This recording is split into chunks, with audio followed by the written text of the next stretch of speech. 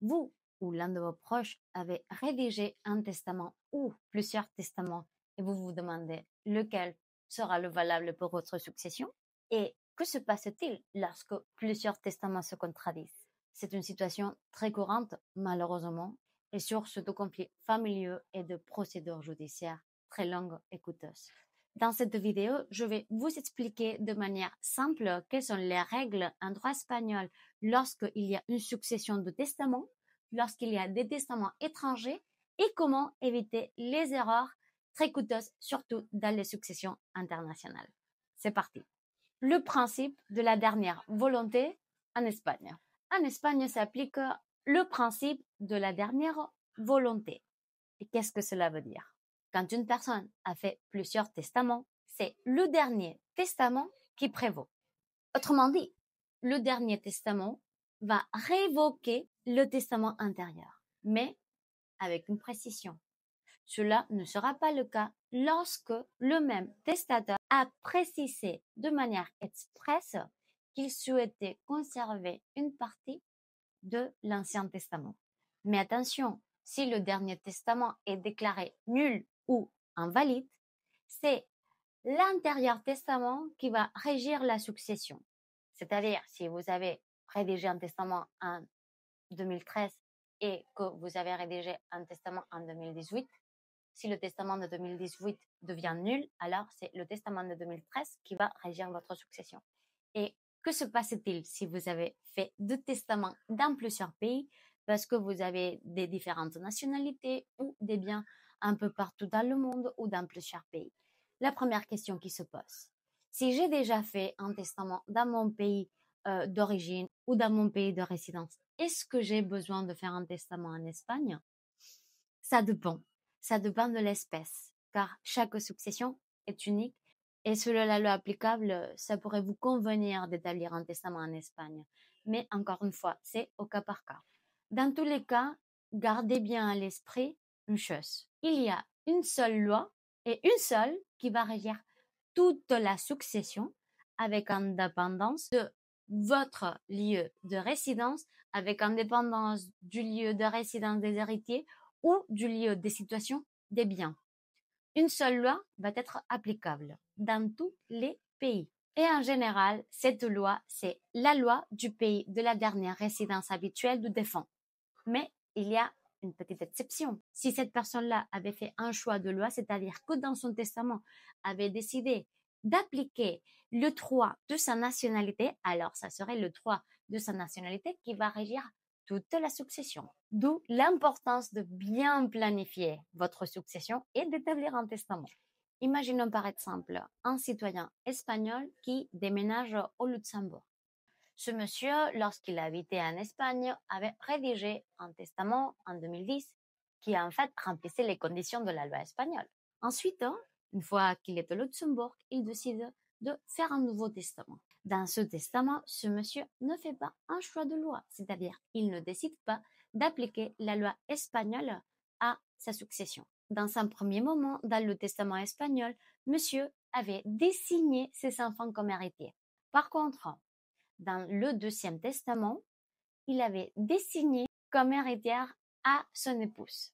Ce monsieur décède au Luxembourg, où il avait sa résidence habituelle.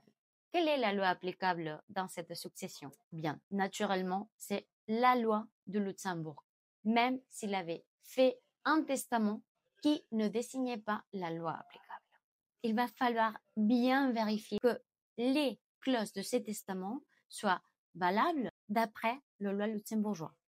Et sinon, ce testament éventuellement pourrait être contesté et devenir nul. Et ce sera l'Ancien Testament qui va régir la succession.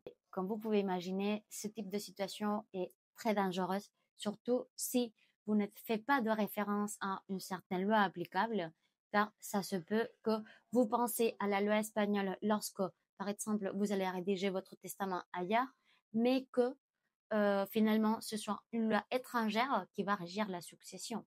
D'autre part, la validité des testaments établis à l'étranger, ici en Espagne.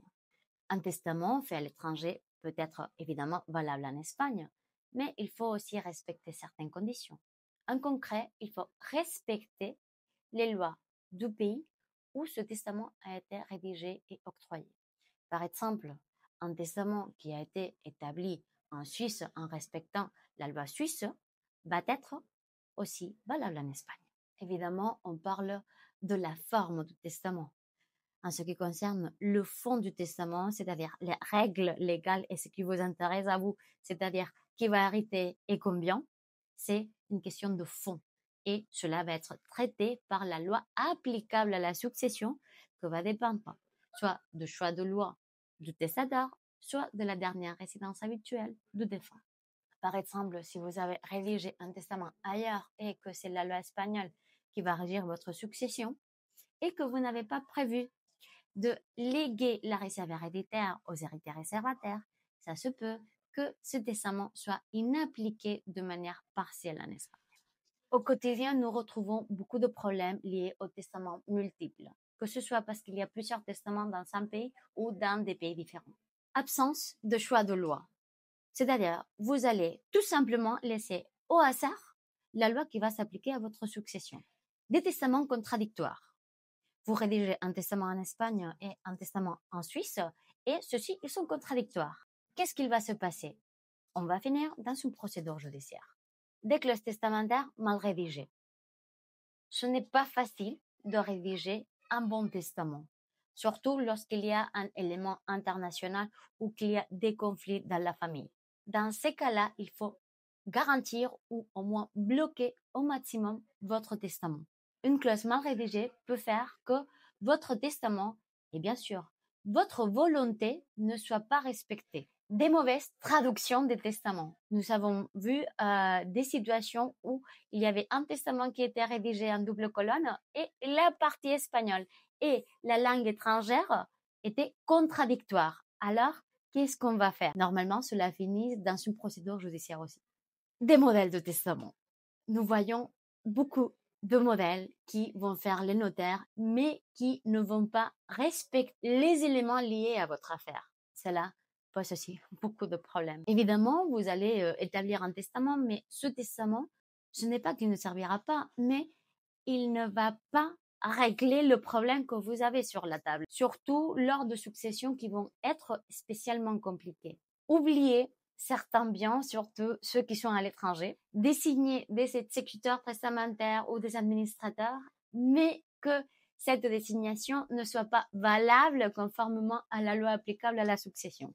Et quel est le résultat de tous ces problèmes que nous voyons quotidiennement? Eh bien, tout cela va finir dans une procédure judiciaire, ce qui se traduit par des coûts très élevés et par des conflits familiaux très tenses. En conclusion, vous l'avez bien compris, faites appel à un avocat expert dans les successions internationales. Un testament, ce n'est pas un acte anodin. Ce n'est pas d'aller au notaire pour signer le modèle qu'ils vont vous proposer. Il faut bien planifier la succession. Surtout, faites valoir votre volonté. Un testament mal préparé va créer des conflits, des tensions et des coûts supplémentaires dans une succession. Chez Adam Avogados, nous sommes des spécialistes dans la planification successorale. Nous pouvons vous aider à vérifier le testament que vous avez déjà établi, à préparer un nouveau testament ou à vérifier le testament que la personne défunte avait déjà établi et éviter une procédure judiciaire. N'hésitez pas à nous contacter pour obtenir un conseil personnalisé parce que un partage bien préparé est un cadeau de paix pour vos héritiers. J'espère que cette vidéo vous a été utile. Si tel est le cas, je vous invite à la liker, à laisser vos commentaires et à la partager. À bientôt.